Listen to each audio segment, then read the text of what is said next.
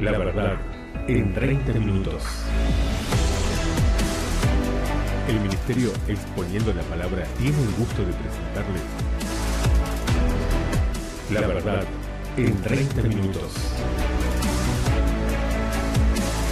En este tiempo de tinieblas e ignorancias bíblicas, buscamos ser un faro en tu ayuda al cielo. Atento, porque Dios te habla a través de su palabra. La verdad en 30 minutos. Gloria al nombre del Señor. Bien, hoy en La verdad en 30 minutos vamos a hablar de Isaías capítulo 3 y unos versículos que Isaías capítulo 3, mire, parecerían o es los diarios de hoy. Era como que Isaías, Dios le dijo: mira, Isaías, te voy a hacer leer los diarios. Si bien son las realidades de ese tiempo, Isaías, pero también van a ser las realidades de los tiempos finales. Lo que yo te muestre hoy, Isaías, de lo que está pasando acá en esta nación llamada Israel, pero también va a pasar en el mundo entero, en un futuro no muy lejano. Y sabes, es enorme cómo se cumple, como nada que Dios no quiso, nadie va a impedir que se cumpla lo que Dios ya decretó. Y dice así Isaías capítulo 3, verso 3, dice: porque aquí el Señor Jehová de los ejércitos, no era cualquiera, era el Señor Jehová de los ejércitos, quita de Jerusalén y de Judá. ¿Por qué de Jerusalén y de Judá? Porque eran los centros del mover de Dios. Eran los lugares donde la manifestación del poder del Espíritu Santo siempre se hizo visible.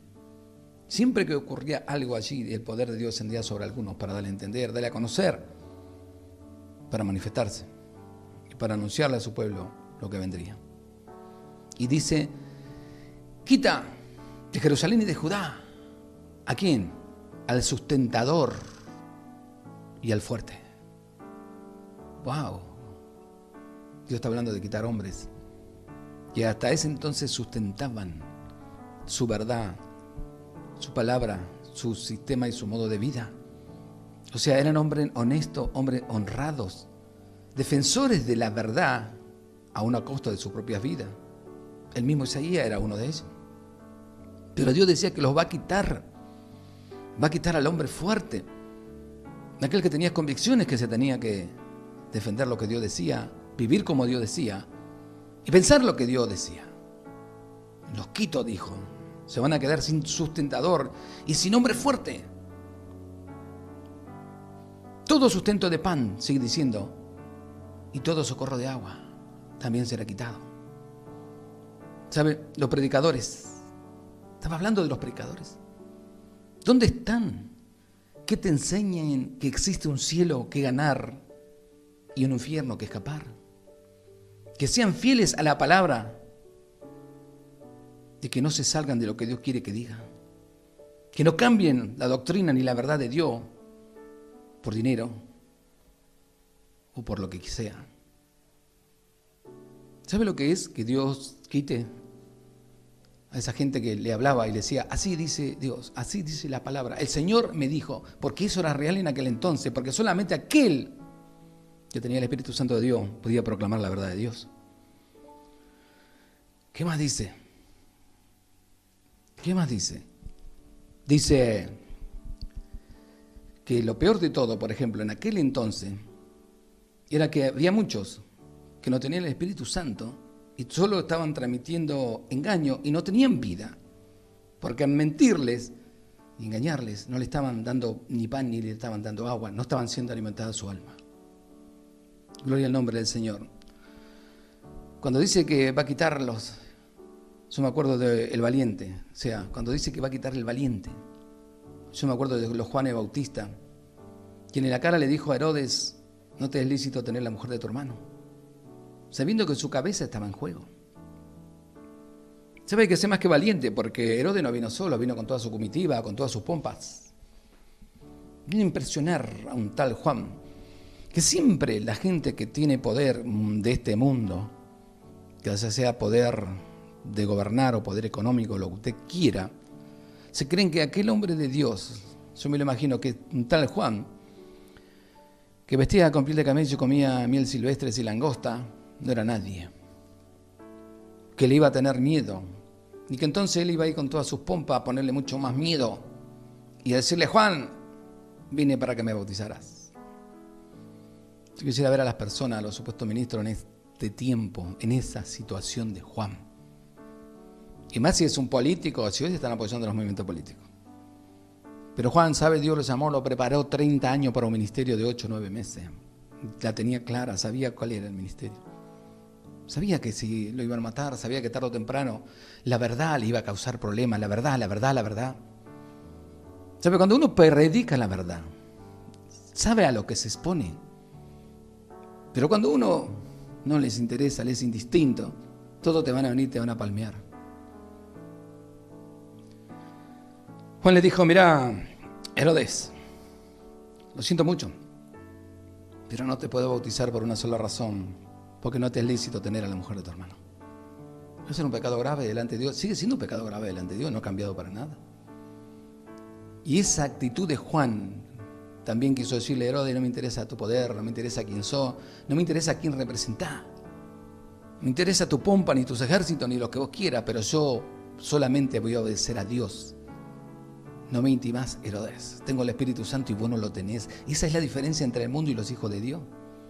¿Cómo que el mundo te va a asustar y te va a dar miedo con lo que anuncia cuando vos tenés el Espíritu Santo? Ah, claro, si no lo tenés, te vas a morir de miedo. Pero Juan no fue intimado por eso. Los valientes. Yo iba a quitar los valientes también. Los quitó en aquel entonces y hoy nos quedamos con muy pocos valientes. Una época en el mundo en que había ministerios de verdad que predicaban la palabra a diestra y a siniestra y que Dios estaba con ellos. Y hoy nos han quedado tan poco que lo podemos contar con los dedos de una mano. ¿Qué más? Dice: y al hombre de guerra, porque no solo voy a quitar a los valientes en aquel entonces, sino que también voy a quitar a los hombres de guerra, a esos que se preparaban para ir a luchar por la causa de Jehová de los ejércitos. Pero nosotros, mire, al hombre de guerra que tenemos, que ejemplo en la palabra de Dios, se llama Pablo. Pablo dice: he peleado la buena batalla, he acabado la carrera, he guardado la fe. ¿Sabes? Si hubo una guerra que librar de verdad en el mundo cristiano a partir del Nuevo Testamento, la vida de Pablo nos muestra. No fue una vida fácil. Dios no se la hizo fácil. El mundo tampoco, el diablo menos. Pero él estaba preparado para sufrir por la causa de Cristo. Y a pesar de todas las adversidades que tuvo, todas las dificultades, Dios supo usarlo para los propósitos que Dios tenía. Y él supo prestarse que Dios lo usara para su propósito, porque en la primera de cambio podía desistir. Señor, no quiero ir a aquel lugar porque la barca se va a romper y voy a estar 3 días en alta mar ahí tirado. No, ¿para qué gano con estar tirado en alta mar? Imagínense, los predicadores modernos de ahora, si vos le decís que tenés que ir a sufrir por la causa de Cristo en algún lugar, lo primero que empiezan a sentarse y sacar con cuenta, a ver cómo, si cuánto voy a sufrir, si me va a pasar esto, y cuánto voy a ganar. Pablo no tenía intereses económicos, tenía intereses espirituales. Quería terminar la carrera, la buena carrera, porque él los dijo al final: he acabado la carrera, he peleado la buena batalla. Imagínense, lo apedrearon una vez, ya podía haberse levantado y decir: bueno, vámonos a casa, se acabó la prédica, no hay más cristianismo para mí, o voy a predicar desde allá, desde una oficinita, el que quiera escucharme en la oficinita que venga. Guerra, los hombres de guerra. Pablo influyó en muchos cristianos que después hicieron lo mismo que Pablo, predicaron la verdad hasta el final de su vida, hasta que lo terminaron matando. Su discípulo ejemplar, llamado Timoteo, terminó igual que su maestro, porque al final de su día lo terminaron arrestando, lo tuvieron preso y lo mataron.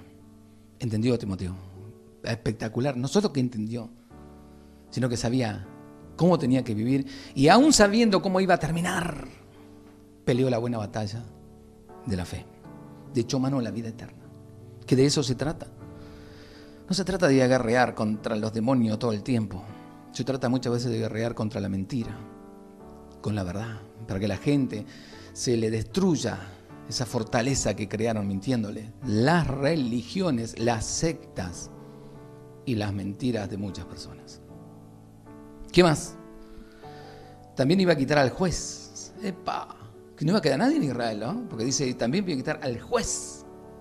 ¿Y quién era un juez en aquel entonces? Era un hombre íntegro, que no se vende por nada, y solo la verdad practicaba. Miren a los que Dios estaba sacando.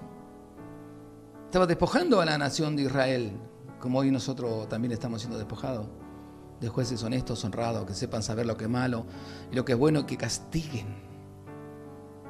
Hoy usted, igual que yo, sabe bien, vivimos en una Argentina donde hay muchos problemas y donde aún matando, robando y haciendo desastre, no siquiera están un mes encerrados y después ya están en la calle de nuevo.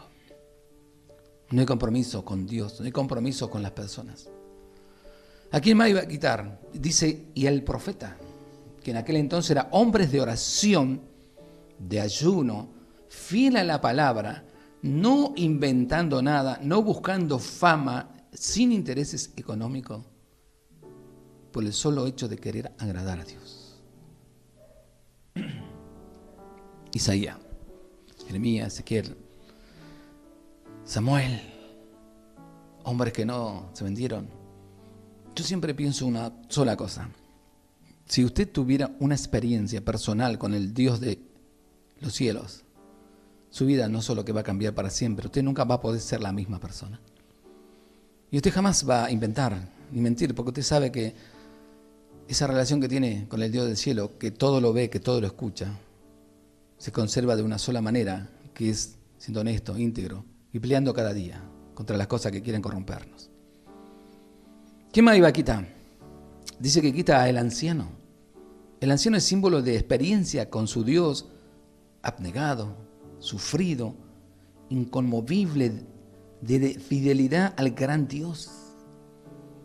¿Sabe? La Biblia nos enseña una cosa, que en los ancianos tendría que estar la sabiduría, el conocimiento, el saber y el ejemplo de lo que es vivir una vida honesta y agradable delante de Dios. Hay muchos ancianos que distan mucho de ser ejemplo, eso sí lo sabemos. Pero en cuanto al pueblo de Dios tendría que ser así. Y por algo la Biblia dice, delante del anciano, delante de las canas te pondrá de pie. Pero hoy en día, lamentablemente, es un problema todo eso. ¿A quién me va a quitar? Dice el profeta Isaías en el capítulo 3, dice, el capitán de 50, hombre con un solo propósito. ¿Cuál era el propósito de un capitán de 50? Transmitir la voluntad de su Dios.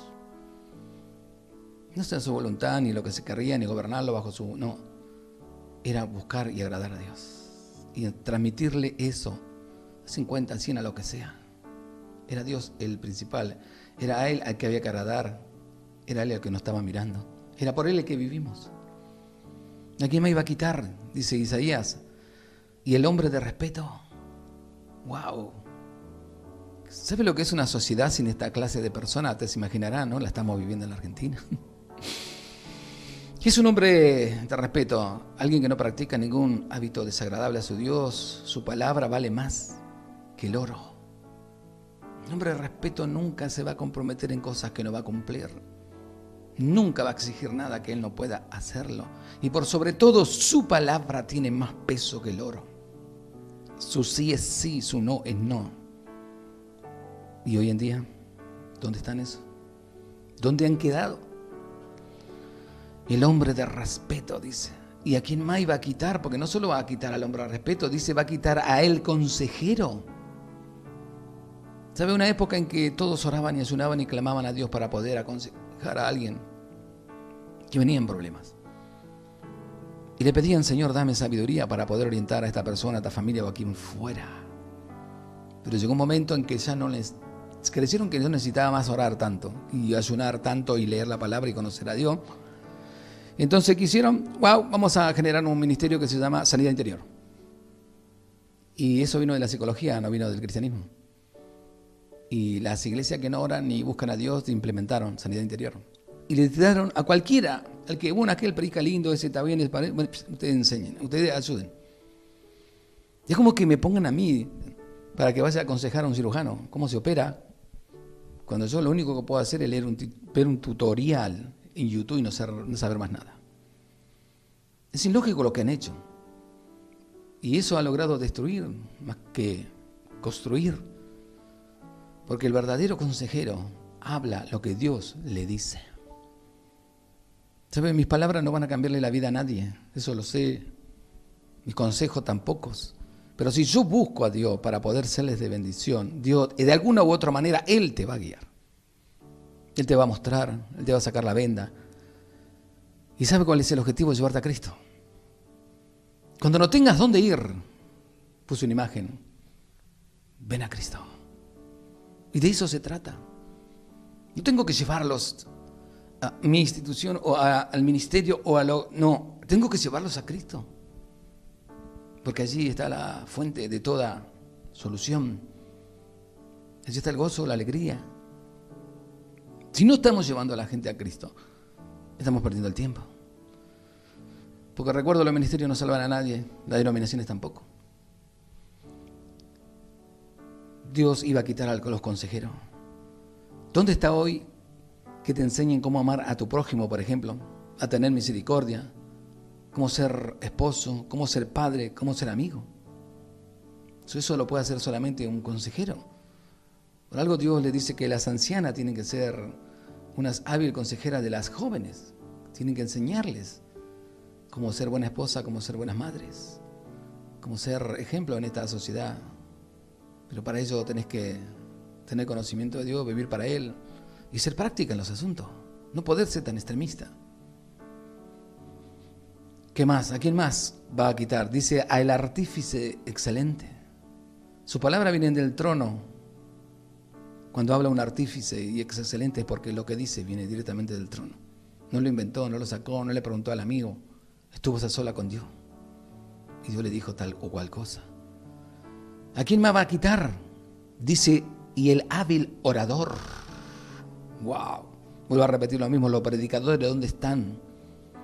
Que conviertan de sus malos caminos, que se apeguen solo a la Biblia, que no se crean lo que no son y defiendan la verdad de Dios, ¿no? Y peleen por la causa de Cristo. Que tenga misericordia de tanta gente perdida. Que su único objetivo sea proclamar una verdad y que de alguna manera puedan ver a Cristo en él. Es lo real. De alguna manera, Señor, permita que vean a Cristo en todos aquellos que estamos buscando la manera de servirte y agradarte. El hábil orador. Hoy tenemos muchos hábiles oradores. Tienen mucha elocuencia. Pero recuerda que el anticristo va a tener más elocuencia que todos los oradores que hayan existido hasta el día de hoy. Y va a tener un poder de convencimiento tan grande que todos van a creer en él.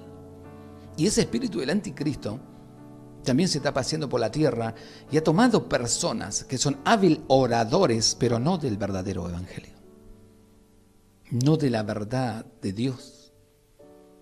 No, usted no va a decir que yo no estoy en su nombre de Dios, si lo que menos hace es hablar de Dios. Pero usted lo escucha, es un hábil orador. Hoy estamos llenos de motivadores de todo tipo y de toda clase, que entremezclan los versículos bíblicos con las cosas que ellos sienten y piensan, y arrastran y arrastran y arrastran.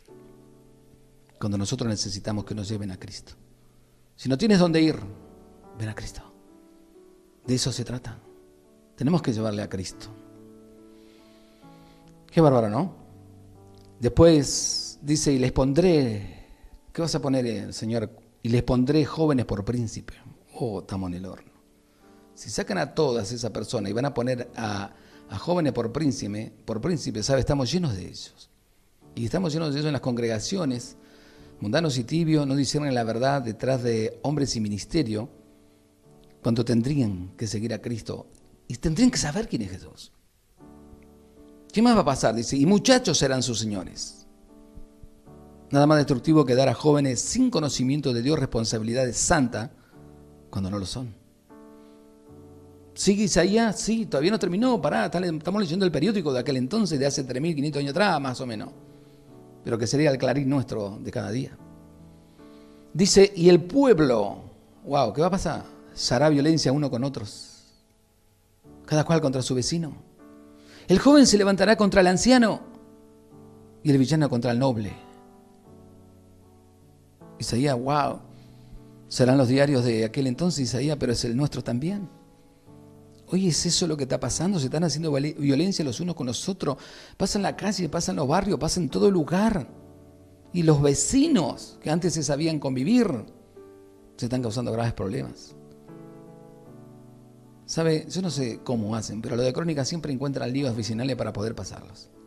Pero que existen, no existen. Y lo peor dice que el joven se levantará contra el anciano, cuando la Biblia dice que tenemos que honrar a los ancianos. Hoy por hoy no vale mucho la vida de los ancianos, por eso es que muchos supuestos eruditos decidieron que ser anciano es un problema y había que eliminarlos. Lo dijeron los del Fondo Monetario Internacional, la de la Organización Mundial de la Salud, y tenemos un video de un tal Fernández que también lo dijo. Desechan al anciano cuando ha trabajado toda su vida, ha sido más que valiente, ha aportado mucho para su sociedad y encima le pagan con una jubilación de miseria. Y dice que el villano se va a levantar contra el noble, y hoy tenemos esa temática. Hoy en día los avances de derechos humanos no son derechos humanos, son los derechos del delincuente. Y que muchas veces aún, teniendo pruebas, cuesta mucho encauzar las cosas para que puedan salir y ser verdaderas. ¿Hay algo más, Isaías? Bien, sí. Dice, la apariencia de su rostro testifica contra ellos, porque como Sodoma, publican su pecado, no lo disimulan. Ay del alma de ellos, porque amontonaron mal para sí. El movimiento homosexual ha crecido más que la santidad de los cristianos. La ideología de género está siendo impuesta en el mundo entero y los cristianistas duermen o andan detrás del dinero. ¿Sabe? Es un tema que tendríamos que estar predicándolo y hablándolo en todas las congregaciones ya de hace mucho tiempo. Cuando empecé a hablarlo, cuando empecé a tratar de explicarle cómo se venía la cosa y qué iban a lograr, me decían, nada, Fabundi, es ilógico lo que vos predicás. Siempre era ilógico, hasta que empezaron a ocurrir. ¿Y quién se opuso? ¿Quién salió a confrontarlos? ¿Dónde está el cristianismo confrontativo para las cosas que son malas y perversas? ¿Por qué nos llaman protestantes? Porque nos rebelamos contra todo aquello que Dios detesta. Pero parecería que hoy ya no hace falta. Y si no lo hacemos es porque nos estamos entregando. ¿Qué más? Dice, los opresores de mi pueblo, wow, ¿qué pasa, Isaías? Son muchachos, los opresores de mi pueblo. Acá los tenemos en moto, robándole a todas clases de personas, en todos los horarios, en todos los barrios, de todas las formas. Y a veces por robarle una cartera o un celular lo terminan matando. Los opresores de mi pueblo son muchachos. Eso se llama delincuencia juvenil. Hoy matan, roban, violan, y los llamados jueces, que no lo son, los dejan libres. ¿Y sabe la tristeza que a mí me da? Es que parecía que la iglesia ya no tiene el poder para poder salir a la calle a predicarles un Cristo glorioso, maravilloso, que los puede cambiar. Necesitamos volver a dejar de bobear y buscar a Dios juntos. Es la única manera que el Espíritu de Dios se va a poder mover y va a poder barrer con todas las tinieblas que está gobernando a esta juventud. No hay otra forma, no hay otra manera. No inventen. Porque si tú tienes una congregación y le pone luz y le pone humo y un montón de cosas para atraer a esa clase de joven, nunca van a cambiar. Necesitan el poder del Espíritu Santo. Necesitan hombres de Dios que les prediquen de ese Dios que conocen. Los opresores de mi pueblo son muchachos. ¿Qué más? Dice, y mujeres se enseñorearon de él. Wow, ¿qué pasa con las mujeres? En el mundo, la total libertad de la inmoralidad sexual a través de todos los medios y formas. Y en las congregaciones el feminismo ha infiltrado, en donde han aceptado ministerios que no existen, que Dios nunca los aprobó. ¿Qué más dice? Pueblo mío, los que te guían te engañan y tuercen el curso de tus caminos. Estaba hablando de los miles de ministerios falsos que tienen un solo propósito, que es sacar a Jesús del centro y reemplazarlo por el dinero o lo que fuera, tomando versículos y adaptándolo a sus antojos.